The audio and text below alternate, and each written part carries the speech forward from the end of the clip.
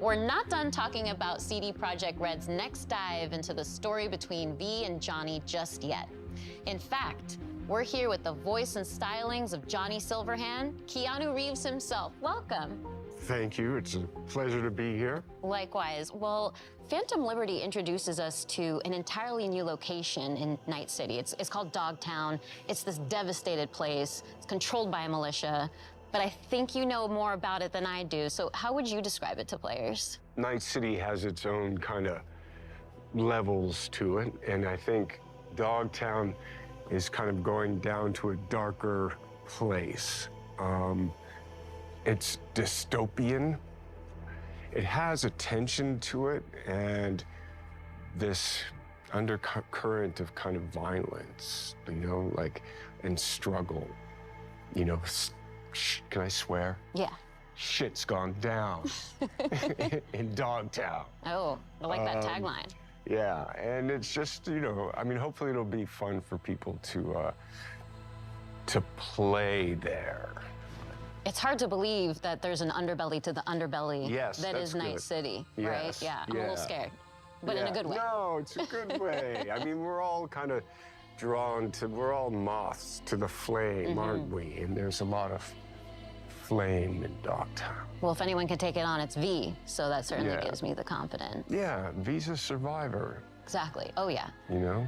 And we just saw a tour of Dogtown too, so we got a little bit of that ambiance, and we can see what the environment is like. People are getting beat up. It's not good. It's not the friendliest place to be. You gotta be prepared for it, truly. Yeah. But in our tour, we also hear a recording from a Colonel Kurt Hansen. Who's this guy? Because he seems pretty dangerous too. Yeah. That guy. No, I'm sorry, I can't say that. My inner Johnny came out. I think that's good. You know, we know the tone now. Yeah. Well, I mean, he's ex-military, military too, ruthless, power hungry, manipulative, and Johnny doesn't like him. I could see that. I mean, Night City in general is the kind of place that breeds that kind of character. Yeah. Let's take a step back. Let's talk about Johnny as a person instead of this horrible person known as Colonel Kurt Hansen. I don't know about this guy, but people like Johnny, and I think it's interesting because we know him to be opinionated. He's radical. We've seen that in Cyberpunk 2077 in the main campaign, but as we get to know him, he's got a sensitive side too. He can actually be quite caring. That's what makes it so much fun. He is outspoken. He's a little grumpy. And he has a right to be. He's been used, he's been abused, he's been abandoned. And I think that through that kind of hardness of his outside, there is a vulnerability to him. And I think what's great about it is I get to play that character in so many different ways, and so the range of it is cool.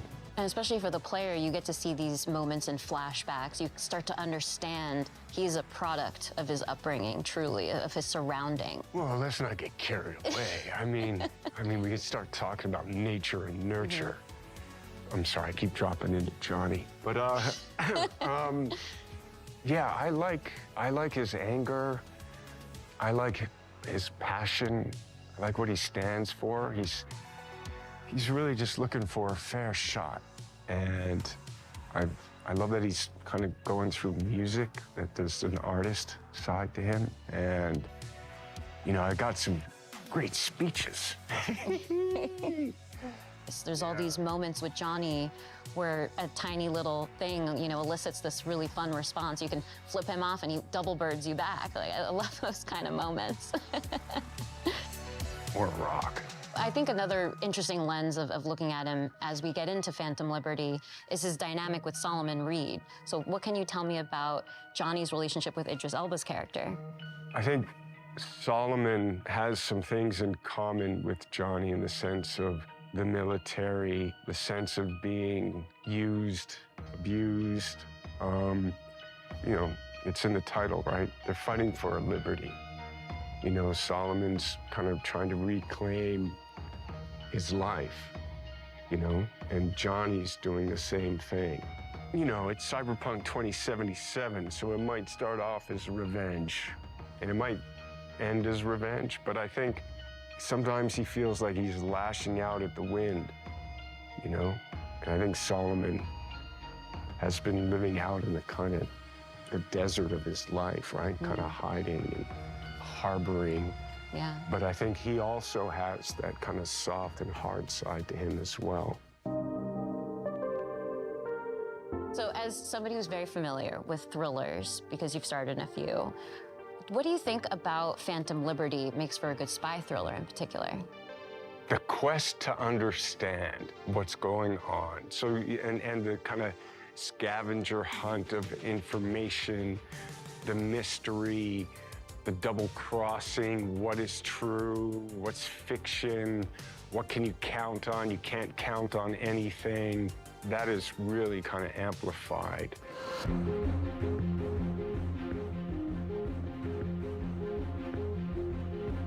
Well, thank you so much for coming out to another Xbox presentation. You've got a lot of fans out there in the Xbox community, so I think I can speak for all of us in saying we really appreciate you showing up here today. Oh, well, thank you. But before I close things out, Yeah. well, before I close things out, I'd love your help here, Keanu. How do you think Johnny would end this interview right now? Well, there's a lot of ways you could do that. But, Tina, pleasure to meet you. Oh, is that how Johnny would do it? Yeah. Oh, thank you, Johnny. Nice to see Such you. a pleasure to have you here. I thought you were going to kick down the camera or something, so. No, you see, he's respectful. You know, you're a good egg. Oh, thank you. You too. Yeah. And I'll see you out there again soon.